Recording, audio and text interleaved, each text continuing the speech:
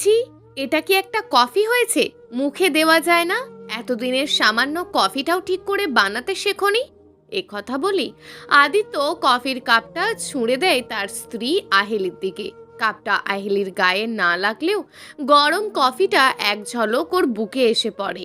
অজান্তেই চোখের কোণ বেয়ে ফোঁটা ফোঁটা অশ্রু পড়তে থাকে। কি হয়েছে? কি কি ভাঙলো? এই মেয়েটা যেদিন থেকে এই বাড়িতে এসেছে শান্তি নেই। বাড়িটাকে যেন কুরুক্ষেত্রের ময়দান বানিয়ে রেখেছে লক্ষ্মী ছাড়া মেয়েটা। গজ গজ করতে করতে আদিত্যের দাদি এলেন। আদিত্যকে রেগে বসে থাকতে দেখে তার মাথায় হাত বুলিয়ে বললেন, ভাই, কি হয়েছে? তুই রাগ করিস না ভাই আমার। আমি তো জানি এই মেয়েটা তোকে শান্তি দেয় না। তোর মার মেয়ে খুঁজে পেল না, এই মেয়েটা কি তোর গলায় ঝুলিয়ে দিল? আর এদিকে আমার নাতিটার মুখ শুকিয়ে গেল। আহিলাকে দাঁড়িয়ে থাকতে দেখে ধমকে উঠে বললেন, তুমি এখানে দাঁড়িয়ে আছো কেন? যাও খাবারের ব্যবস্থা করো। জানো না তোমার স্বামীর অফিসে দেরি হয়ে যাচ্ছে? আহেলি ফুপিয়ে ফুপিয়ে বলে, যাচ্ছি দাদি। আদিত্যের প্লেটে খাবার দিলে আদিত্য প্লেটটা ছুঁড়ে ফেলে দিয়ে চলে যায়। আদিত্য চলে গেলে দাদি আহিলির হাতটা চেপে ধরে। তুমি কেমন মেয়ে, স্বামীকে খেতে দিলে না তো? আচ্ছা বজ্জাত মেয়ে বলে হারি। তুমি জানো তোমার স্বামী এখন রেগে আছে, তা সত্ত্বেও তুমি খাবার দিলে কেন? মা বাবা কিছু শেখায়নি? আপনি তো বললেন খাবার দিতে, আমি ছাড়া কে খাবার দিত? আপনি তো দিতেন না, তাই না? আর হ্যাঁ, সব সময় সব ব্যাপারে আমার মা বাবাকে টানবেন না, বুঝছেন? কথাটা আহেলি খুব রাগ দেখিয়ে কেঁদে কেঁদে বলে ছুটে বেরিয়ে চলে গেল বেসিনের কাছে। বুকে কফিটা পড়ায় খুব জ্বলছে, তাই বুকে পানি দিতে লাগলো। অফিসের চেম্বারে বসে আদিত্যের ফাইলের একটার পর একটা পাতা উল্টে যাচ্ছে। Good morning mister Aditya Chowdhury. তারপর কি ভাবলেন বলুন? আদিত্য ফাইলটা থেকে মুখটা তুলে এক দৃষ্টিতে তাকিয়ে থাকলেন উক্ত কথাটি বলা ব্যক্তিটির দিকে। চেয়ার থেকে উঠে তার মুখোমুখি দাঁড়ালো। ভারী গলায় বলল, তোকে আগেও বলেছি, এখনো বলছি, এইসব করা বন্ধ কর। তুই ভালো করেই জানিস আমি তোকে সাপোর্ট করব না। ওফ my dear bro, calm down, relax. আমি যা করছি সেটা তো করবই, আর তুইও আমাকে সাপোর্ট করবি। কি বলতো, এই তানবীর আহমেদ যা চায় তাই পায়, এবং সে পেয়েও এসেছে। So wait and watch. Tanvir চলে গেলে আদিত্য রেগে গিয়ে হাত মুঠো করে টেবিলে সজোরে ঘুষি মারে। আদিত্যের হাতে কিছু না হলেও টেবিলের কাঁচটা চির ধরে যায়। না, এই তানভীরের কিছু একটা ব্যবস্থা করতে হবে। আর না, হাতের বাইরে চলে গেলে তখন মুশকিল হয়ে যাবে। নিজের সাথে কথাগুলো বলে আদিত্য গাড়ি নিয়ে বেরিয়ে পড়ে। একটা পুরনো বাড়ির সামনে এসে গাড়ি থামায়। ভাঙা সিঁড়ি বেয়ে উঠে আসে। আরে স্যার, আপনি আপনি কেন কষ্ট করে আসতে গেলেন? আমায় বলতেন, আমি আপনার কাছে। কথাটি শেষ করতে দেয় না আদিত্য। সামনে একটা টুল টেনে বসে, হাতে তুলে নেয় মদের গ্লাস। অনেক সময় নিজের কাজের প্রয়োজনে আসতে হয়। প্রয়োজন এখন আমার, তাই আমাকেই আসতে হবে। মদের গ্লাসে এক চুমুক দিয়ে আদিত্য কথাগুলো বলল।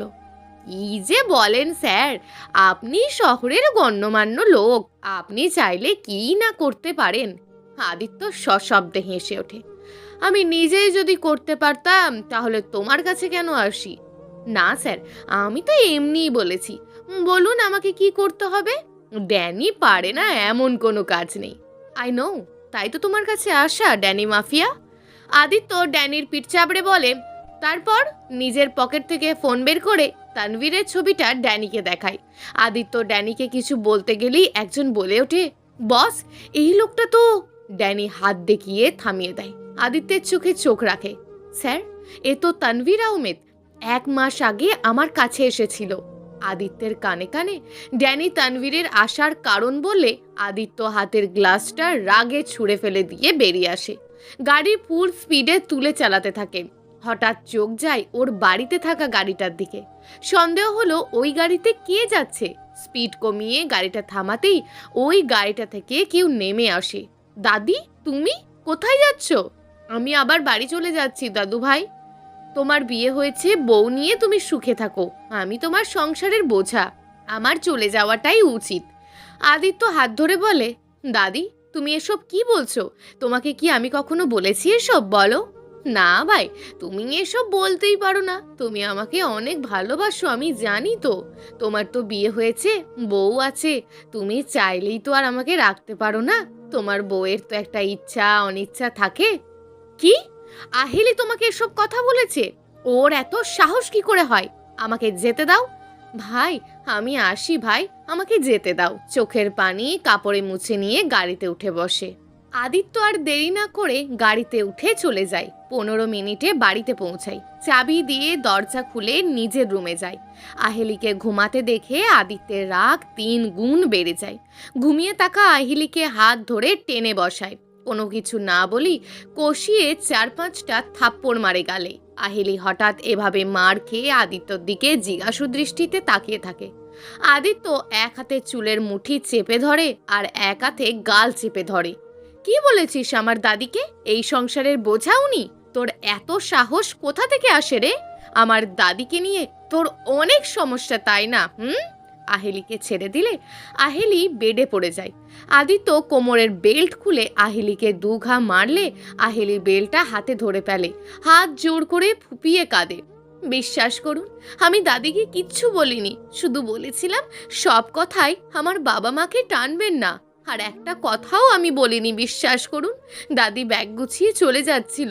আমি দাদির পা ধরে বলেছিলাম, আমার কোনো দোষ থাকলে আমাকে বলেন, এভাবে চলে যাবেন না। উনি আমার কথা শোনেননি। উনি আমাকে পা দিয়ে ঠেলে চলে যান। বিশ্বাস করুন। আদিত্য আরো বেশি রেগে যায়। আহিলি চুলের মুঠি ধরে বেড থেকে টেনে ফ্লোরে ফেলে দেয়। আদিত্য প্রথমে থেকে এবার খুব জোরে জোরে বেল্ট দিয়ে এলোপাথারি মারতে থাকে। আদিত্যর মাথায় তানভীরের কথা মনে এলি আরও মারের জোর বাড়িয়ে দেয়। আহিলি বুঝতে পারে আর কিছু বলে লাভ হবে না। আদিত্য শুনবে না, কেউ বাঁচাতে পারবে না তাকে। প্রাণ পাখিটা বেরিয়ে আসবে মনে হয়। দম বন্ধ হয়ে আসছে, হয়তো মেরেই ফেলবে। এটাই যদি ভাগ্যের লিখন হয় তবে তাই হোক, মরে যাগো। আর চিৎকার করেও কাঁদে না সে, নিশ্চুপ হয়ে যায়। চোখ ঝাঁপিয়ে পানি পড়তে থাকে। মা বাবার মুখটা ভেসে ওঠে চোখের সামনে। কিছুক্ষণ পর আহিলির নড়াচড়া একেবারেই বন্ধ হয়ে যায়। আদিত্য বেলটা ছুঁড়ে ফেলে দিয়ে শার্টের হাতা ফোল্ড করতে করতে চলে আসে নিজের স্টাডি রুমে। কোনো কিছুই ভালো লাগছে না। স্টাডি রুম অগোছালো করে আবার গাড়ি নিয়ে বেরিয়ে যায়। এদিকে দাদি চলে আসে চৌধুরী ভিলায়। দাদিকে আসতে দেখে আদিত্যের খালাম্মা সোফায় বসায়। মা, তুমি এত তাড়াতাড়ি চলে আসলে যে? কাজ হয়ে গেল তো তাই? কাজ? কাজ কি মা? কি বলো, কিছুই তো বুঝি না। বুঝবি বুঝবি, সব বুঝতে পারবি। লোকে বলে সৃষ্টিকর্তা নাকি জীবনসাথী ওপর থেকে ঠিক করে পাঠায়, কিন্তু সেটা তো নিচে এসে ভেঙেও যেতে পারে, তাই না? মা, তুমি ওদের সম্পর্ক ভেঙে দিতে চাইছো? আমি কোথায় ওদের সম্পর্ক ভাবছি, ওরা নিজেরাই ভাঙছে। আদিত্যের দাদি আর খালাম্মা দুজনেই এবার হেসে ওঠে। শোন, আদিত্যকে ফোন দে আর বল তোর দাদির পায়ে মোচড় লেগেছে, তাড়াতাড়ি যেন চলে আসে। কিন্তু মা, তোমার পায়ে কোথায় মোচড় লেগেছে? তুমি তো ভালোই হেঁটে এলে। তাহলে? উফ, তুই না বড্ড বোকা। যা বলছি তাই কর। আচ্ছা ঠিক আছে। 2-3 বার রিং হতেই আদিত্য ফোনটা রিসিভ করলো। খবর শুনে খুব তাড়াতাড়ি চলে এলো চৌধুরী ভিলায়। দাদি, দাদি কোথায়? দাদি, এই আদি। খালাম্মা, দাদি কোথায়? কেমন আছে এখন? তোর দাদি এখন ভালো আছে। ডক্টর দেখে ওষুধ সাজেস্ট করেছে, চিন্তার কোনো কারণ নেই। এখন ঘুমাচ্ছে, যা গিয়ে দেখে আয়। আদিত্য উঁকি দিয়ে দেখে দাদি ঘুমাচ্ছে। চলে আসতে গেলে দাদি ডেকে নেয়। হাত ধরেই কিছুক্ষণ বসে থাকে।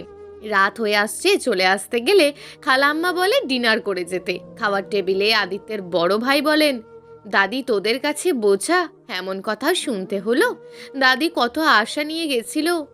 দেবরজিকে বলে কি হবে? তোমার ভাইয়ের বউটাই তো ভালো না, কেন যে অমন একটা মেয়ের সাথে বিয়ে দিলে? আদিত্যের ভাবি কথাটা বলল। আদিত্যের ভাইয়া কিছু একটা ভাবলো, তারপর তার পিঠে হাত চাপড়ে বলল, কিছু একটা ভুল হচ্ছে, সামলে চলিস। আদিত্য খাওয়া শেষ করে বিদায় দিয়ে বেরিয়ে চলে এলো। বাড়ি চলে এসে ফ্রেশ হয়ে শুয়ে পড়ে। চোখ বন্ধ করতেই ঘুমের দেশে পাড়ি জমায়। সকালে ঘুম ভাঙলে আহিলিকে আগের মতোই পড়ে থাকতে দেখে আদিত্যের মাথাটা খুব গরম হয়ে যায়।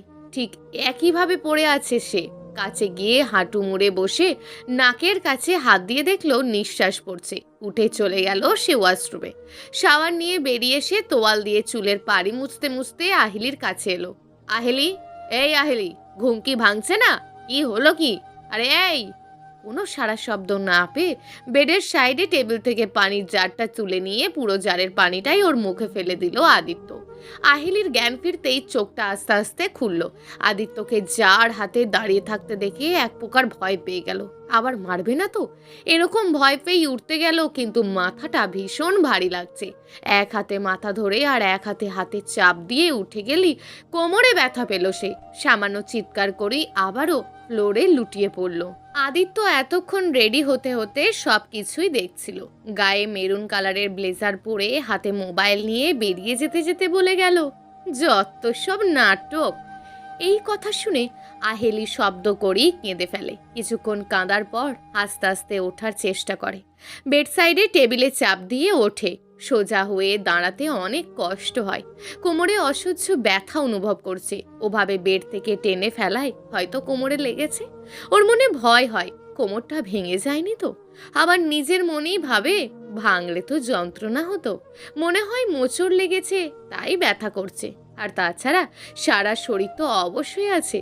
মাথাটা ঝিমঝিম করছে। খুব দুর্বল লাগছে নিজেকে ওর। সারা শরীর যে জ্বরে পুড়ে যাচ্ছে তা বুঝতে বাকি নেই আহেলির। গুটি গুটি পায়ে ওয়াশরুমে গিয়ে ট্যাপ ছেড়ে দিয়ে তার তলায় দেওয়ালে পিঠ ঠেকিয়ে দাঁড়িয়ে অঝোর ধারায় কাঁদতে থাকে। আমি কি কাল থেকে ঘুমিয়েছিলাম? আমার এমন কষ্ট হচ্ছে কেন? আমাকে এত মারলো কেন? আমি কি দোষ করেছি? নিজের সাথেই নিজে কথা বলে আবারও মুচকি হেসে বলল, আমি বেঁচে আছি। আমি তো ভেবেছিলাম ওই লোকটা আমাকে মেরেই ফেলবে। ভালোই হতো যদি মেরে ফেলতো, তাহলে তো আমাকে আর রোজ রোজ মার খেতে হতো না। এই হাতের দাগগুলো উঠছে না কেন? দাগগুলো দেখতে ভালো লাগছে না তো। হাত দিয়ে ঘষা দিয়ে তুলতে থাকে। হঠাৎ ওর মনে পড়ে যায় দাদিকে সকালে নাস্তা দিতে হবে তো। দেরি হলে তো আবার ওকে মার খেতে হবে। ওয়াশরুম থেকে বেরিয়ে পড়ে। ও, দাদি তো চলে গেছে, আর তার জন্যই তো। আহেলি চোখ বেয়ে পানি পড়তে থাকে। বেডে শরীর এলিয়ে দেয়। খুব কষ্ট হচ্ছে, সারা শরীরে ব্যথা। হঠাৎ চোখটা যায় সেফটি বক্সের দিকে। বক্স খুলে একটা প্যারাসিটামল হাতে নেয়। কিন্তু ও যে কাল থেকে কিছু খায়নি, ওকে তো খেতে হবে। না কিছু খেয়ে খেলে মাথা ঘুরবে। কিচেন রুমে গিয়ে একটা বিস্কুট খেয়ে প্যারাসিটামলটা খেয়ে নেয়। একটু ঘুমাতে পারলে হয়তো ভালো লাগতো, কিন্তু অনেক কাজ পড়ে আছে, ঘুমালে চলবে না। শুয়ে শুয়ে ভাবলে উঠতে পারে না, মুখে বললেও মন সায় দেয় না যে। শুয়ে থাকতে থাকতে চোখের পাতা বুঝে আসে। কি বলছেন আহি? এসব কথা বলেছে আমার আহি? বিশ্বাস করুন আপা, আমার মেয়েকে আমি এমন শিক্ষা দিইনি যে বয়স্কদের সাথে এমন আচরণ করবে। আহেলির মা আদিত্যের ফুপুকে কথাটি বলে উঠে দাঁড়ায়। আরে থামুন তো, কি শিক্ষা দিয়েছেন জানা আছে। আমাকে বোঝাতে আসবেন না। আপনার মেয়ে যে কিরকম তা আমাদের সকলেরই জানা হয়ে গেছে। এই তো শিক্ষা দিয়েছেন মেয়েকে। দেখলে মনে হয় ভাজা মাছটা উল্টে খেতে জানে না, কিন্তু ভিতরে ভিতরে বডের হাত দি। প্রথমে আমার ছেলেকে ফাঁসালো, তারপর আমার ভাইয়ের ছেলেকে বিয়ে করলো। এই তো আপনার মেয়ের চরিত্র। বাচাল মেয়ে মানুষ কোথাকার। দোহাই আপা, এমন কথা বলবেন না, চুপ করুন আপনি। আহেলির মা দুহাত দিয়ে কান চেপে ধরে কথাগুলো বলে। তা দেখে আহেলির চাচি এগিয়ে আসে। উনি কি আর মিথ্যে কথা বলছেন? আহি নিশ্চয়ই এমন কিছু করেছে, তাই উনি বলছেন। আপা, তুমি আহির সাথে কথা বলো। আর উনি তো ঠিক কথাই বলেছেন। আমাদের আহির যেভাবে বিয়ে হয়েছে। আহেলির মা চোখ রাঙিয়ে আহেলির চাচির দিকে তাকাতেই চাচি চুপ করে যায়। আচ্ছা, আসি তাহলে। আদিত্যের ফুপু চলে গেল। আহেলির মা সোফায় থপাস করে বসে পড়ে। আহেলির চাচি বাঁকা হাসি দিয়ে বলে, কথাটি কিন্তু সত্যই বলেছে। এক ঢিলে দুই পাখি শিকার করেছে আহি। একটা লটারির টিকিট কেটে দুটো পেয়ে গেল। এলে মাছে আহির বলতে হবে। আর কটা মেয়ে এমন পায় দেখাও তো, একটা ভাইকে ভালোবেসে আর একটাকে বিয়ে। আহিলির চাচির কথাগুলো আহিলির মায়ের তীরের মতন বুকে এসে বিঁধল। চিৎকার করে বলল, তোমার কাছে আমি কিছু শুনতে চাই না, তুমি যাও এখান থেকে। যাচ্ছি বাবা, যাচ্ছি। যে যার মেয়ে সে বুঝবে, আমার কি বাবা। এমনিতেই তোমার ওই মেয়ের জন্য কম অপমানিত হতে হয়নি, লজ্জায় মাথা কাটা যায়, এখনো অপমানিত হতে হয়। আত্মীয় স্বজন মহল্লায় সব জায়গায় কথা শুনতে হয়। কি মেয়ে জন্ম দিয়েছো! আমার মেয়ে হলে গলা টিপে শেষ করে ফেলতাম। আর তুমি যে ওই মেয়ের জন্য কথা বলছো, তোমার স্বামী তো ওই মেয়েকে মৃত মনে করেছেন। তারপরেও যেখানে বাবাই মেয়ের সাথে সম্পর্ক রাখে না, সেখানে তুমি যা ভালো বোঝো করো। আহেলির চাচি চলে গেলে আহেলির মায়ের চোখ দিয়ে পানি গড়িয়ে পড়ে। হাতের সামনে থাকা ফোনের রিসিভার তুলে কল দেয়। 2-4 বার রিং হয়। হ্যালো, কে মা? আমার মা? কত মাস তোমার গলা শুনলাম মা, তুমি কল দিয়েছো? কেমন আছো মা? খবরদার মা বলে ডাকবি না আমায়, আমি কারোর মা নয়। তুমি রাগ করে আছো মা? মা কেমন আছো তুমি? মা আমার বাবা কেমন আছে? তোর জন্য এত জ্বলতে হয় কেন রে, বলতে পারিস? মরণ হয় না তোর? মরতে পারিস না? এত লোকে তো মরে, তুই কেন মরিস না? মর না, মরে যা, বাঁচতে দে আমায়। মা গো মা, তুমি এভাবে কেন বলছো মা? তোমাকে কতদিন দেখিনি, তোমাকে খুব দেখতে ইচ্ছে করে।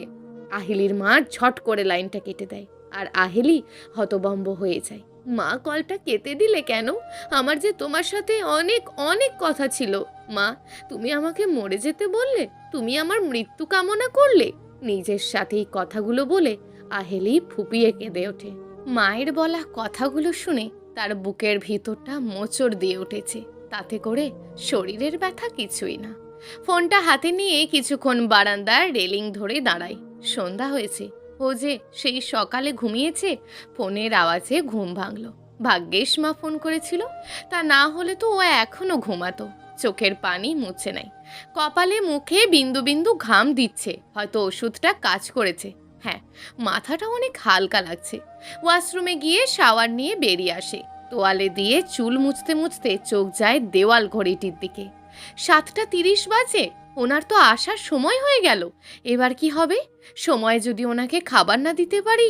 এই বলে তোয়ালেটা ফ্লোরে ফেলে দিয়ে কিচেন রুমে চলে এলো। তাড়াতাড়ি করে সবজি কেটে রান্না করতে লাগলো। কিছু সময় পরেই গাড়ির আওয়াজ পেয়ে বুঝতে বাকি রইল না, হাত পা আরো বেশি ঠান্ডা হয়ে গেল। কিছু সময় পর গুটি গুটি পায়ে কাপা কাপা হাতে চায়ের কাপ নিয়ে রুমে ঢুকলো আহেলি। আদিত্য তোয়াল দিয়ে মুখ মুছছিল। বেডের সাইডের টেবিলে চায়ের কাপটা নামিয়ে রাখলো। আপনার চা বলেই চলে আসতে গেলে আদিত্য হাত ধরে আহেলিকে আটকে নেয়। নিজের সাথে মিশিয়ে এক আঙুল দিয়ে গাল স্পর্শ করে ঠোঁটের কাটা জায়গায় চেপে ধরে। আহেলি ব্যথায় চিৎকার করে ওঠে। চুপ, চিৎকার করো না, তা না হলে আরো বেশি ব্যথা পাবে। মুচকি হেসে আহেলির ঠোঁটের বৃদ্ধাঙ্গুল বোলাতে থাকলো। মাই ডিয়ার সুইটহার্ট, এত বড় ভুল হয় কি করে তোমার? 6 মাসের বেশি হয়ে গেল, এখনো বুঝতে পারলে না আমার কোন সময়ে কোন জিনিসটার প্রয়োজন? হ্যাঁ। আহেলি চোখ বড় বড় করে তাকালো। সত্যিই তো, সে তো ভুল করে ফেলেছে। এখন তো চা খাওয়ার সময় নাই। এত বড় ভুল সে করলো কি করে? নিজেকে কোনো ক্রমে ছাড়িয়ে নিল আদিত্যর কাছ থেকে। কাঁপা কাঁপা গলায় বলল, মাফ মাফ করবেন, আমি এক্ষুনি আপনার জন্য ব্ল্যাক কফি বানিয়ে আনছি। বলেই রুদ্ধশ্বাসে রুম থেকে বের হয়ে ছুটে চলে এলো কিচেন রুমে। ইস, আমার মাথাটা সত্যিই খারাপ হয়ে গেছে, আমি চাটা কেন করলাম? নিজের মনে কথাগুলো বলে চটজল দিয়ে ব্ল্যাক কফি বানিয়ে দিল। আদিত্য তখন কিচেন রুমে নিজেই চলে এসেছে। হঠাৎ কিচেনে আদিত্যকে দেখে আহেলি ভয় পেয়ে যায়। আপনি কেন আপনি কেন আসতে গেলেন?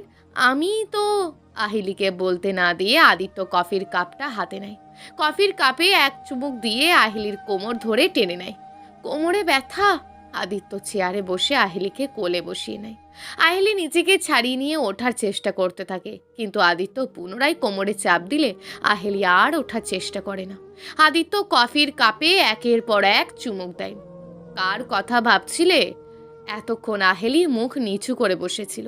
মুখ তুলে আদিত্যর দিকে না তাকিয়ে বলল, বিশ্বাস করুন, আমি কারোর কথা ভাবছিলাম না, আমি বুঝতে পারিনি। এত সামান্য ভুল হয় কি করে তোমার? কিছু তো মাথার মধ্যে চলছে, তোমার চোখ মুখেই তা ফুটে উঠছে। আদিত্য আহেলির মাথায় টোকা দিয়ে কথাগুলো বলে। আহেলি খুব নিচু স্বরে বলে, আমি সত্যিই বলছি, আমার মাথায় কিচ্ছু চলছে না, আমি তো। ব্যাস, চুপ হয়ে যাও, আমি সব জানি, সব বুঝি। দাদি থাকলে তো অসুবিধা হতো, তাই তো সুযোগ বুঝে দাদিকে সরিয়ে দিলে। Intelligent girl. এবার আহেলি জোর করেই আদিত্যকে ছাড়িয়ে দিয়ে উঠে দাঁড়ায়, চিৎকার করে বলে ওঠে, কি সব বলছেন আপনি? সুযোগ বুঝে দাদিকে সরিয়ে দিয়েছি মানে? আর আমার মাথায় কি চলছে? কি সব বলছেন আপনি? আমার শরীর খারাপ, তাই ভুল করে ফেলেছি। আমি তো বলছি আমি দাদিকে চলে যেতে বলিনি। গলার আওয়াজ নিচে। এই বাড়িতে একমাত্র আমিই গলা উঁচু করে কথা বলবো। যা ইচ্ছে তাই করার কর, আমি সময়ে বোঝাবো। আহেলিকে ধাক্কা দিয়ে আদিত্য কিচেন থেকে বেরিয়ে যায়। আহেলি ফুপিয়ে কেঁদে ওঠে। তানবীর নিজের স্টাডি রুমে বসে মদের গ্লাসে চুমুক দিচ্ছে আর সিগারেট টানছে। হঠাৎ ফোন আসায় ব্যালকনিতে উঠে চলে গেল। বলো, তোমার কলের অপেক্ষাতেই ছিলাম। কাজ হয়ে যাবে, নিশ্চিন্তে থাকো। ওকে। লাইনটা কেটে দিয়ে তানবীর হাসতে থাকে। ফাইনালি ফাইনালি আমি যা চাইছি তাই হচ্ছে। আহেলি ছাদের এক কোণে বসে অনবরত কেঁদেই চলেছে। কেন হচ্ছে আমার সাথে এমন? কি করেছিলাম আমি? আমার অপরাধটা কি? মা, বাবা, চাচু সবাই আমাকে এখন ঘৃণা করে। বাবা তো আমাকে মৃত মনে করে। মা আজ আমার মৃত্যুও কামনা করলে। কেন কেন এমন হচ্ছে? আমার সাথেই কেন হচ্ছে? আমি তো কারোর কোনো ক্ষতি করিনি, তাহলে কেন এমন হচ্ছে? নিজের সাথে কথাগুলো বলে দু হাতে মুখ ঢেকে কাঁদে। সকালে কলিং বেলের আওয়াজে নিচে এসে দরজা খোলে আহেলি। অরেঞ্জ কালারের টি শার্ট গায়ে দিয়ে একটা ছেলেকে দাঁড়িয়ে থাকতে দেখে বুঝতে পারে ছেলেটি কোরিয়ার অফিস থেকে এসছে। জি বলুন। ম্যাডাম, আপনার নামে একটা পার্সেল আছে। পার্সেল? আমার নামে পার্সেল? কে পাঠিয়েছে? জানি না ম্যাডাম, প্লিজ সাইন করুন এখানে। সাইন করে দিলে ছেলেটি চলে যায়। আহেলি দরজাটা বন্ধ করে দেয়। একটা মাঝারি সাইজের বাক্স। কি আছে এর মধ্যে? আহেলি বুঝতে পারে না কি থাকতে পারে এর মধ্যে। কে এসেছিল? এই কথা শুনে আহেলি তাকাতেই দেখলো আদিত্য ফোনের দিকে তাকিয়ে সিঁড়ি বেয়ে নেমে আসছে। আমি জানি না এটা কে পাঠিয়েছে বা কেন পাঠিয়েছে বা এর মধ্যে কি আছে। উনি এটা নিয়ে নিশ্চয়ই বড় কোনো ঝামেলা বাঁধাবেন, ওনাকে বলা যাবে না। নিজের মনে কথাগুলো বলে হাতে থাকা বক্সটা আদিত্যের চোখের আড়ালে সোফার পিছনে ফেলে দিয়ে এগিয়ে গেল। কই কেউ না তো? কেউ না মানে? বেলের আওয়াজে তুমি তো নিচে এলে, দরজা খুললে, আওয়াজ তো আমিও পেলাম। কেউ যদি না আসে তাহলে ভূত এসে কি কলিং বেল বাজিয়ে দিয়ে গেল? আহেলি কিছুটা চমকে গিয়ে বলল, আসলে ওই একজন একটা ঠিকানা জিজ্ঞেস করছিল, তাই আপনাকে বলছিলাম কেউ না। আদিত্য আহেলির আপাদমস্তক চোখ বুলিয়ে নিল। আচ্ছা, নাস্তা দাও, বেরোবো তো। এই যো তৈরি করে ফেলেছি, আসুন। আদিত্যকে নাস্তা দিলে আদিত্য খাওয়া শুরু করে। জুসের গ্লাসটা ওপর থেকে আঙুল দিয়ে স্লাইড করতে করতে বলে, আজব ব্যাপার, এত বাড়ি থাকতে আমাদের বাড়িতেই আসতে হলো ঠিকানা জানার জন্য। সামনেই তো দুটো বাড়ি আছে, আমাদের এই ভিতর বাড়িতেই কেন এলো বলো তো? আমি কি জানি কেন এলো তো। তা তুমি বাড়ির ঠিকানা বলতে পারলে? আহেলি হাতে নিয়ে শাড়ির আঁচলের খুঁটটা ধরে টান দিয়ে লাগলো। সে যে আবার এক বিপদে পড়লো। চুপ করে আছো কেন? হ্যাঁ, বললাম তো। তা কোন বাড়ির ঠিকানা চাইছিল? ওই তো মল্লিক বাড়ির ঠিকানা। আপনি খেয়ে নিন, আমি কাপড় ভিজিয়ে রেখে এসেছি। আহেলি চলে যেতে চাইলে আদিত্য হাত ধরে নেয়, চেয়ার থেকে উঠে দাঁড়ায়। হাতে থাকা কাঁটা চামচটাকে আহেলির কপাল থেকে গালের এক সাইডে নিয়ে আসে। আহেলি ভয়ে চোখ বন্ধ করে নেয়। চামচটা দিয়ে গালের চাপ দিয়ে ধরে। আহেলি আদিত্যের হাতটা ধরে নেয়। তুমি যে চালাক তা তো আমি জানি, তাই বলে আমার সাথে চালাকি করো না। জানো তো, অতি চালাকের গলায় দড়ি। কে বলতে পারে, হয়তো তোমার গলাতেই। আহেলিকে ছেড়ে দিয়ে আদিত্য বেরিয়ে যায়। আহেলির চোখ দিয়ে পানি পড়তে থাকে। এক অজানা ভয়ে সে কাঁপতে থাকে। এবার সে সোফার পিছনে গিয়ে বসে, হাতে বক্সটা তুলে নেয়। বক্সটা কালো প্যাকেটে মোড়া। না আছে কারোর নাম, না আছে কারোর ঠিকানা। একটা অজানা ভয় মনের মধ্যে বাসা বাঁধতে থাকে। বক্সটা খুলে আহেলি বেশ অবাক হয়। বক্সটার মধ্যে এক রাশ গোলাপের পাপড়ি। আহেলি বেশ অবাক হলো। বক্সটা এবার উল্টে দিয়ে পাপড়িগুলো মেলে দেখলো একটা চেন। হাতে নিয়ে দেখতে লাগলো। চেনটা আহেলির খুব চেনা লাগছে, কিন্তু মনে পড়ছে না। মাথায় হাত দিয়ে ভাবার চেষ্টা করে, কিন্তু মনে পড়ছে না। এরকম কে পাঠাতে পারে? আমি তো কিছু বুঝতে পারছি না। আবার কলিং বেলের আওয়াজ হয়। আহেলি চমকে ওঠে। এখন কে আসতে পারে? আবার কি কোনো পার্সেল আসেনি তো? নাকি উনি ফিরে এলেন? নিজের সাথে কথাগুলো বলে পুনরায় চেন সমেত পাপড়িগুলো বক্সে ঢুকিয়ে সোফার পিছনে রেখে উঠে দাঁড়ায়। দরজা খুলে তো আহেলি অবাক। মামনি, তুমি? আদিত্যের মা আহেলিকে জড়িয়ে ধরে। কেমন আছিস মা? আহেলি মুখ তুলে চোখের পানি মুছে বলে, আমি খুব ভালো আছি মা। তোর চোখে পানি কেন? তুই যে ভালো আছিস। হ্যাঁ, আমি ভালো আছি তো, তোমাকে অনেকদিন পর দেখছি তো, তাই হয়তো। আদিত্যের মা আহিলিকে আর কিছু বলতে না দিয়ে আহিলি গালে হাত দিয়ে বলে, তোর চোখ মুখ এত শুকনো লাগছে কেন রে? আদি কি তোর সাথে খারাপ কিছু ব্যবহার করে বলতো?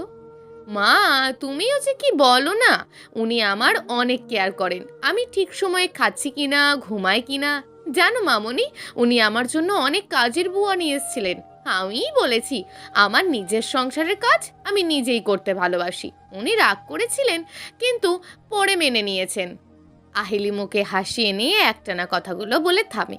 মামনি, তুমি কি এভাবে দরজায় দাঁড়িয়ে থাকবে নাকি? আসো ভিতরে। আদিত্যের মা মুচকি হেসে আহেলির গাল টিপে বলে, পাগলি। আহেলি আদিত্যের মাকে চেয়ারে বসিয়ে পানির গ্লাসটা এনে দেয়। জানিস তো মা, আমি না এটাই চেয়েছিলাম, যে তোরা সুখে থাক, শান্তিতে থাক। হ্যাঁ মামনি, অনেক সুখী। মামনি, আমি অনেক সুখী। যাক, কারুর মুখে তো হাসি ফোটাতে পারলাম। ভাগ্যিস কি মনে করে আজকে 3 পিস পড়েছিল, তাই ভালো নাটকটা করতে পারলো। নিজের মনে কথাগুলো আহেলি বলে। দেখলে মা, ভাবির কাণ্ডটা, ভাইয়ার অনুমতি না দিয়েই ছুটে চলে গেল। কার কাছে? নাকি মেয়ের কাছে? মেয়ে। আরও যদি না।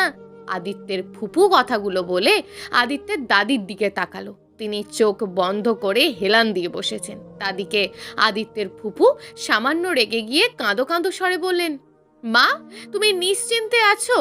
আমার কষ্ট হচ্ছে, আমার ছেলের কষ্টটা দেখতে পাচ্ছ না? তুমি তো বলেছিলে কাজ করে দিয়ে এসেছো, ওদের সম্পর্কটা কি নাকি ভেঙে যাবে। তা কোথায় মা, কোথায় সম্পর্ক ভাঙলো বলো? এখন ভাবিও চলে এসেছে। এবার দেখো, আরও কিছু হবে না। ওই মেয়েটা এই চৌধুরী বাড়ির বউ হয়েই বসে যাবে, আর ওদিকে আমার ছেলেটা। তুই থামবি কি? সব কিছুতে এত তাড়াতাড়ি করা ভালো না। শোন, আগুন যখন লেগেছে তখন সব কিছু পুড়ে ছাই হবে। থামো তো মা তোমার আগুন, সব কিছুই ঠিক থাকবে। মাঝখান থেকে আমার ছেলের জীবনটা পুড়ে ছাই হয়ে যাবে। আমাকেই কিছু একটা করতে হবে। আমার ছেলের কষ্ট আমি আর কিছুতে দেখতে পারবো না। মামনি, তুমি কখন আসলে? আর শহর থেকেই বা কবে আসলে? আমি আসছি সেই সকালে। বাড়িতে গিয়ে আমার মেয়েটাকে দেখতে ইচ্ছে করছিল, তাই চলে এসেছি। কিন্তু তুই আজকে তাড়াতাড়ি চলে আসলি যে? হ্যাঁ মামনি, চলে আসলাম, মিটিংটা ক্যান্সেল হয়ে গেল। ও আচ্ছা। বাবা, এবার যে আমাকে ফিরতে হবে। মা, তুমি আজকে থাকতে পারো তো? না রে, আজ আসি।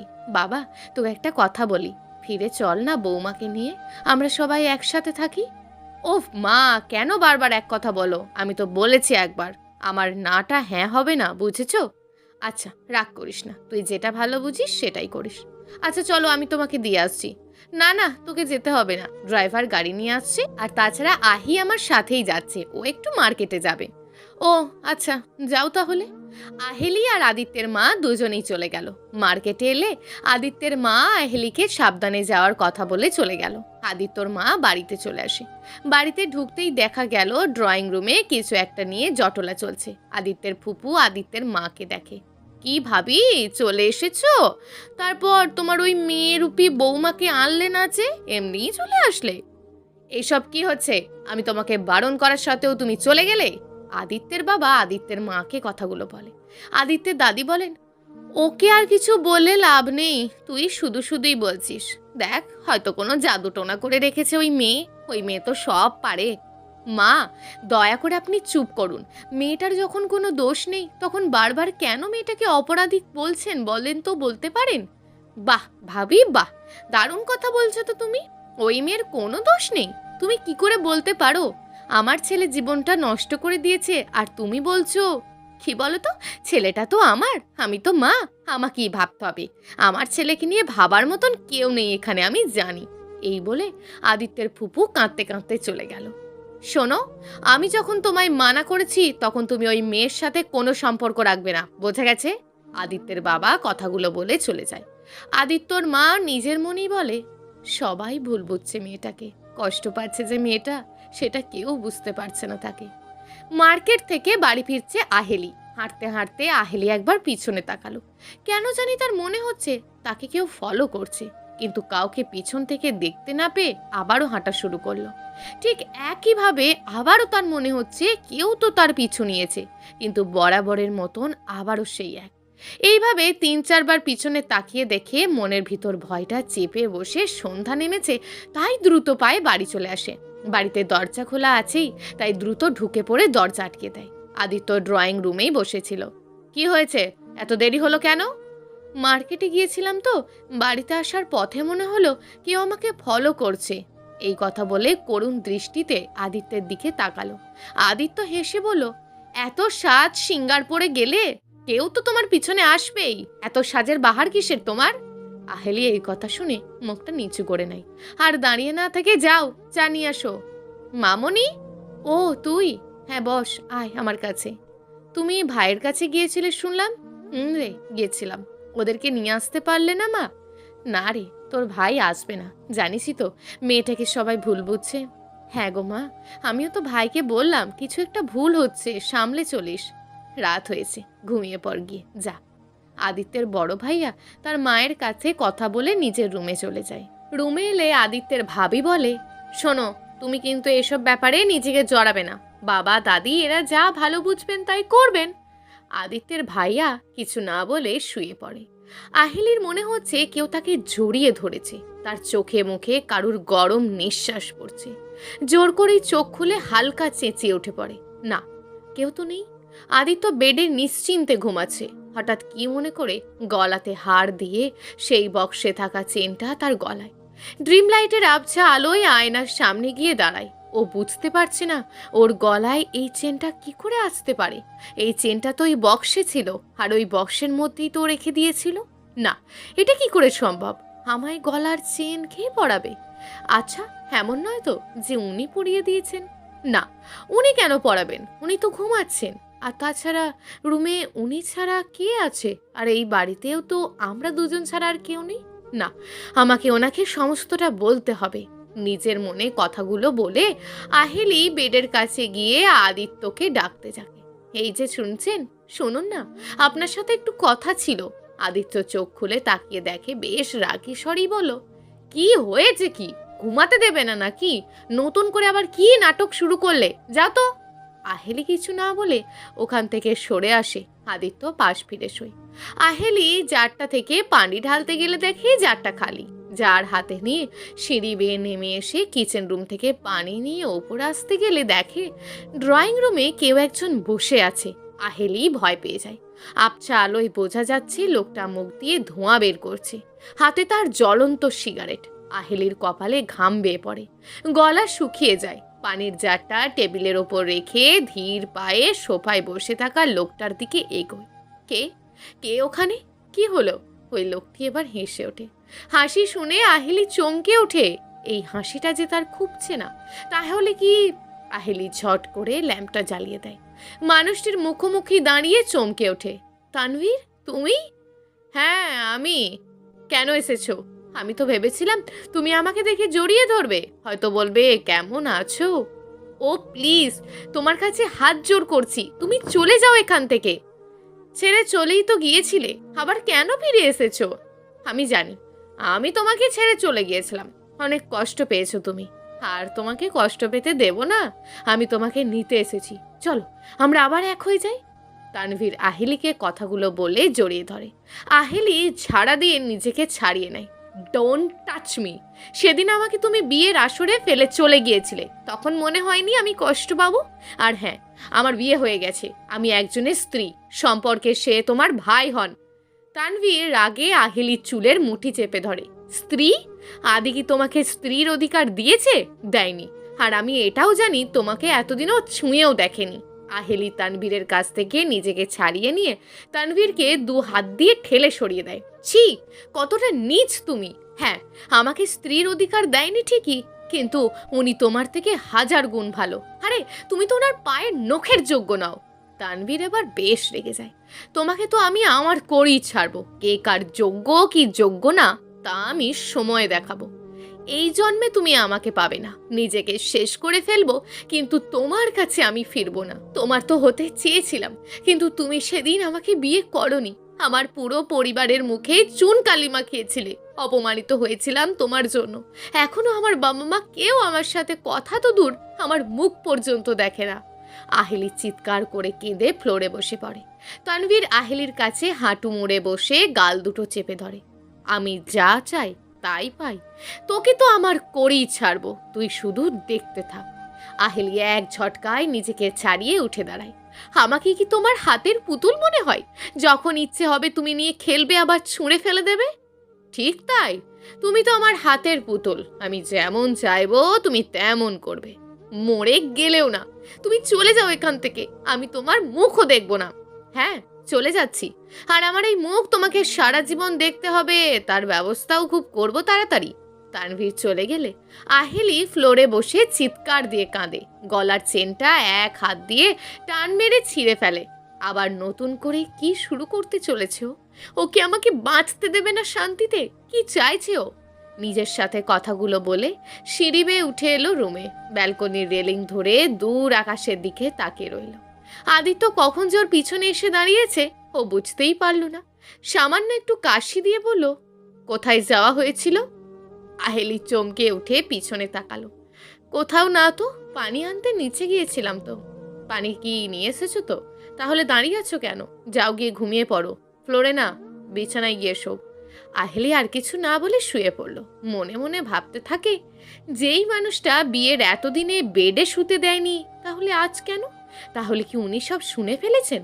উনি কি জানতে পারলেন তানভীর এসেছিল? আদিত্য কিছুক্ষণ পর এসে আহেলির পাশে শুয়ে পড়ে। সকালে ঘুম ভাঙলে আহেলি দেখে আদিত্য তাকে জড়িয়ে ধরে শুয়ে আছে। আহেলি লজ্জা পেয়ে যায়, নিজেকে ছাড়িয়ে নিয়ে উঠে ওয়াশরুমে চলে যায়। কেন জানি আজকে আহেলির মনটা বেশ ফুরফুরে। আজ আদিত্য আহেলি একসাথে বসে সকালে নাস্তা করে। অফিসে যাওয়ার সময় আদিত্য আহেলিকে সাবধানে থাকার কথা বলে কপালে চুমু দিয়ে চলে যায়। আহেলি কিছুক্ষণ দাঁড়িয়ে রয়ে যায় একইভাবে। হয়তো আদিত্য তাকে এবার স্ত্রীর মর্যাদা দেবে, সবকিছু আগের মতন ঠিক হয়ে যাবে। আদিত্য আর তানভীর দুজনে মুখোমুখি বসে আছে। তানভীর সিগারেটে একের পর এক টান দিয়ে যাচ্ছে, আর আদিত্য রাগী দৃষ্টিতে একভাবে তাকিয়ে আছে তার দিকে। তানভীর, নিজেকে সামলে নে, যেটা করছিস ভুল করছিস। আমি জানি তুই কাল রাতে আমাদের বাড়ি গিয়েছিলি, তোর আর আহেলির সব কথা আমি শুনেছি। তুই যদি সত্যিই ওকে ভালোবাসিস, তাহলে ওকে ওদিন বিয়ে না করে চলে গেছিলি কেন বল? আর এখন যখন আমি ওকে বিয়ে করেছি, তুই আবার ওকে কেন নিতে এসছিস? আমি খুব ভালো মতোই জানি ও তোকে আর ভালোবাসবে না, তাই তুই ওর পিছু ছেড়ে দে। তানভীর সিগারেটের শেষ টুকরোটা পায়ের নিচে ফেলে জুতো দিয়ে ঘষে উঠে দাঁড়ায়। ভাই, তুই কি ভেবেছিলি আমি ওকে সত্যি ভালোবেসেছিলাম? না রে, আমি ওকে ভালোবাসিনি, ফাঁদ পেতেছিলাম। ফাঁদ? কিসের ফাঁদ? এই তুই পরিষ্কার করে বলতো, কি মতলব ছিল তোর? শোন ভাই, আহির বাবা খান সাহেব, ওনার একটা ফার্ম হাউস ছিল যেটার দাম ছিল 2 কোটি টাকা। আমি ওটা হাতানোর জন্যই আহেলিকে বিয়ে করতে চেয়েছিলাম। বিয়ের দিন যখন আহির বাবাকে বলেছিলাম ওই ফার্ম হাউসটা আমার নামে করে দিতে, উনি বললেন সম্ভব না, কারণ ওটা উনি অলরেডি একটা এনজিওকে দান করে দিয়েছেন, শ্রমজীবী মানুষরা যাতে খেটে খেতে পারে। তাই আমি আর আহিলিকে বিয়েটা করলাম না। আমার কাজটাই যখন হলো না। আদিত্য এবার সজোরে থাপ্পড় মারল তানভীরের গালে। আরে, তোকে তো আমার ভাই বলতেই ঘৃণা হচ্ছে। তুই লোভের জন্য একটা মেয়েকে বিয়ে করতে চাইছিলি? আরে, এই তোর বাবা মা মারা যাওয়ার পর থেকে আমার বাবা মা তোর কোন অভাব রেখেছিল বলতো? তোকে আর আমাকে সব সময় একরকম দেখেছে। তোর ওই 2 কোটি টাকার ফার্ম হাউসটা দরকার ছিল, তুই আমাকে বলতে পারতিস, আমি তোকে 2 কোটি টাকা দিয়ে দিতাম। আর তুই, ভাই, আমি ভুল করেছি, ক্ষমা করো আমাকে। ক্ষমা আমার কাছে না, আহেলির কাছে চাওয়া দরকার তোর। আর একটা কথা, আমাকে বলতো, তুই ওই ড্যানি মাফিয়াকে দিয়ে আহিলিকে খুন করাতে কেন চেয়েছিলি? ভাই, আমি ভুল করেছি ওই দাদির কথা শুনে। দাদি বলেছিল আমাকে আহিলিকে মেরে ফেলতে, কিন্তু অভিনয় করে হলেও আমি আহিলিকে ভালোবেসে ফেলেছিলাম। আমি আহিলির কিছু হয়ে গেলে নিজেকে কখনই মাপ করতে পারতাম না। আমি চেয়েছিলাম আহিলিকে নিয়ে সবার চোখের আড়ালে অনেক দূরে চলে যাব, কিন্তু আমি গিয়ে দেখলাম আহেলি আমাকে ভালোবাসে না, ও তোকেই স্বামী হিসাবে মেনে নিয়েছে। হ্যাঁ, আমি মেয়েটার প্রতি কম অত্যাচার করিনি, তবুও মুখ বুজে আমার কাছে পড়েছিল। আমার মনে হয় আহেলি তোকে ভালোবাসে, তা না হলে ও আমাকে কি করে বলতে পারে আমি নাকি তোর পায়ের যোগ্য না? হ্যাঁ, কিন্তু দাদি কেন আহিলিকে মেরে ফেলতে চাইলো? জানি না, তবে দাদিকে জিজ্ঞেস করলেই পাওয়া যাবে। চল দাদির কাছে। আদিত্য আর তানভীর দুজনেই চৌধুরী ভিলায় এসেছে, আর সাথে করে আহিলির বাবা মাকেও নিয়ে এসেছে। ড্রয়িং রুমে সবাই বসে আছে এবং দাদির দিকে চেয়ে আছে। দাদি চোখে পানি এনে বলল, হ্যাঁ হ্যাঁ, আমি বলেছিলাম, আমি চেয়েছিলাম ওই মেয়েটাকে শেষ করে ফেলতে। আহিলির মা মুখে আঁচল চাপা দিয়ে ফুঁপিয়ে ওঠে। আদিত্য চিৎকার করে বলে, কেন দাদি, কেন? তুমি এমন একটা নোংরা খেলায় কেন মাতলে বলতে পারো? আহিলি তোমার কি ক্ষতি করেছিল বলো? ও আমার কোনো ক্ষতি করেনি, ওর মা করেছে। দাদির এই কথা শুনে সবাই চমকে ওঠে এবং আহিলির মায়ের দিকে তাকিয়ে থাকে। আহিলির মা বসা থেকে উঠে দাঁড়িয়ে বলে, আমার জন্য? কি বলছেন কি আপনি? দাদি এবার আহিলির মায়ের মুখোমুখি দাঁড়ায়। মনে পড়ে আজ থেকে 15 বছর আগের কথা? আমার আর এক ছেলে ছিল, তোমার সাথে আমার ওই ছেলের সম্পর্ক ছিল, আর ওই মেয়েই হলো আমার ছেলের ফসল, আমার নাতনি। এই কথাই সবার সারা শরীরে শিহরণ বয়ে যায়। এটা কি বলছেন দাদি? আদিত্যের বাবা বললেন, মা, আমার বড় ভাইয়ের এরই। হ্যাঁ, তোমার বড় ভাইয়েরই সন্তান। আদিত্যের মা ধীর গলায় বললেন, মা, আহিলি যদি আপনার নাতনি হন, তাহলে ওর প্রতি এত অবিচার কেন করেছেন? কেনই বা ওকে মারতে চাইলেন? আহিলির বাবা এবার মুখ খুললেন, আমরা দুজন খুব ভালো বন্ধু ছিলাম। আমি জানতাম ওরা দুজন দুজনকে খুব ভালোবাসে, কিন্তু আমি ভালোবেসে ফেলেছিলাম আহিলির মাকে। কিন্তু প্রিয় বন্ধুটির মুখের দিকে তাকিয়ে কিছু বলতে পারিনি। আমি তোর ভালোবাসার মানুষটিকে ভালোবাসি। আজ আমি এত বড় বাড়ি, ব্যবসা সব করতে পেরেছি ওর জন্যই। ট্রাকের নিচে চাপা পড়ে মারা যায় ও। ও আমাকে জানায় ওর বাচ্চা ও বউকে আমার দায়িত্বে যেন রাখি। আমি তাকে বিয়ে করিনি, আমি কথাও দিয়েছিলাম, বিয়েও করলাম। আদিত্যের পুপু সব শুনে বলল, এগুলো কি হচ্ছে মা? আমি তো কিছুই বুঝতে পারছি না। আহিলি আমার বড় ভাইয়ের সন্তান। দাদির চোখের পানি মুছে বলল, হ্যাঁ, চেয়েছিলাম, ভিক্ষা চেয়েছিলাম আমার বংশের প্রথম সন্তানকে আমায় দিয়ে দিতে, কিন্তু আমাকে তা দেওয়া হয়নি। অপমান করে তাড়িয়ে দেওয়া হয়েছিল। আমি সুযোগের অপেক্ষায় ছিলাম। আমি চেয়েছিলাম আমার প্রথম সন্তান হারিয়ে যে কষ্টটা আমি পেয়েছিলাম, সেটা আমি ওদেরকে বোঝাতে চাইছিলাম। আদিত্যের দাদি কান্নায় ভেঙে পড়লেন। তানভীর আদিত্যের পিঠে হাত রেখে বলে, ভাই, আহিলির সাথে আমার সম্পর্ক আর তোর সাথে বিয়ে, এটা পুরোটাই একটা ফাঁদ। দাদির কথায় আমি আহিলির সাথে সম্পর্কে জড়িয়েছিলাম। তোকে মিথ্যা বলেছি। ওসব ফার্ম হাউস কিচ্ছু না। ওকে বিয়ে করব বলে আর বিয়ে করলাম না। ভেবেছিলাম ও হয়তো এই শোকে সুইসাইড করবে, তাহলে দাদির কাজ আরও সহজ হয়ে যাবে। কিন্তু মামি এখানে এসে পুরো চালটাই ঘুরিয়ে দিল, তোর সাথে বিয়ে দিয়ে দিল। কিন্তু বিশ্বাস কর, আমি এসবের কারণ জানতাম না। আমি শুধু দাদির সাথ দিয়েছিলাম। আদিত্যের ফুপু এবার তানবীরের গালে কষিয়ে থাপ্পড় মারে। ছি, আরে তোকে তো আমি আমার ছেলে বলতে ঘেন্না হচ্ছে।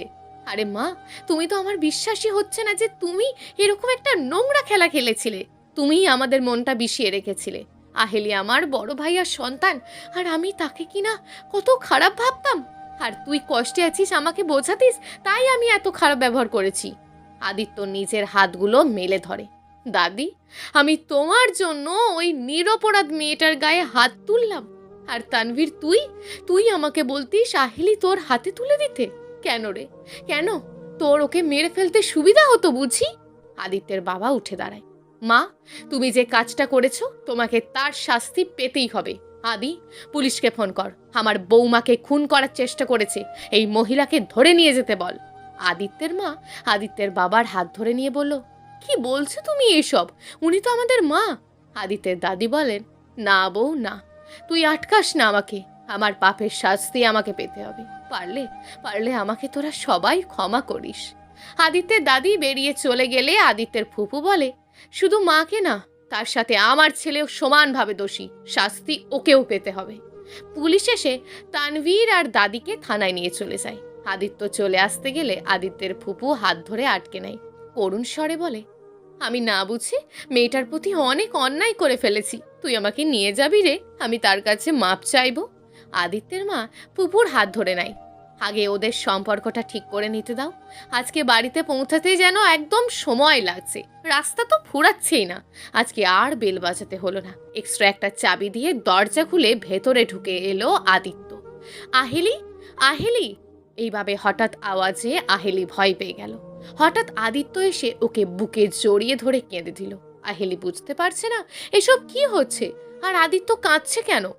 তোমাকে আমার থেকে কেউ আলাদা করতে পারবে না। আর বলো, তুমি আমাকে তোমাকে ভালোবাসার অধিকার দেবে? বলো না, একটু ভালোবাসতে দেবে আমায়? এরকম কথা শুনে আহেলি ঠিক কি বলবে বুঝতে পারছে না। তাহলে কি ওর সুখের দিন এসে গেছে? আদিত্য আহেলির সারা গালে কপালে চুমু দিয়ে জড়িয়ে ধরে। আহেলি আদিত্যকে জড়িয়ে ধরে মনে মনে বলে, আমি আপনাকে ভালোবাসি। প্রিয় দর্শক, যদি আজকের গল্পটি আপনাদের ভালো লেগে থাকে তাহলে ভিডিওটিতে অবশ্যই একটি লাইক করে আপনার মূল্যবান একটি কমেন্ট করুন। আর হ্যাঁ, চ্যানেলটিকে যদি সাবস্ক্রাইব করে না রাখেন তাহলে চ্যানেলটিকে অবশ্যই সাবস্ক্রাইব করে আমাদের পাশে থাকুন। দেখা হবে আগামীকালের নতুন এবং আকর্ষণীয় গল্প নিয়ে। ধন্যবাদ।